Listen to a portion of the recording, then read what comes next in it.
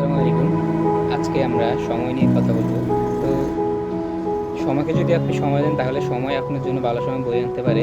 এটার মানে হচ্ছে আপনি এখন এই সময় দাঁড়িয়ে যে জিনিসটাকে যত বেশি প্রাধান্য দিবেন, অ্যাসেস দিবেন, মূল্যায়ন করবেন, ভবিষ্যতে ওই জিনিসটা আপনাকে মূল্যায়ন করবে। যেমন টাকা হতে পারে, সময় হতে পারে।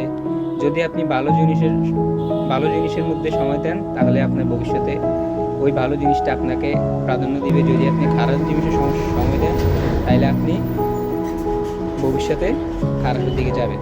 তো এখন যেই সময়, এই সময়ে আপনি যেটাই করবেন ভবিষ্যতে আপনি তার ফল পাবেন।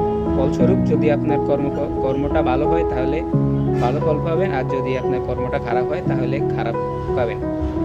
তো নেক্সট ভিডিওতে আমরা ২টা সিম্পল কথার মাধ্যমে কীভাবে আপনি আপনার জীবনটাকে খুব সুন্দরভাবে উপভোগ করতে পারেন এবং মানে অনেক কষ্ট থাকার পরও সুখে জীবনটা বা দিনটা পার করতে পারেন, ওইটা নিয়ে আমরা কথা বলবো।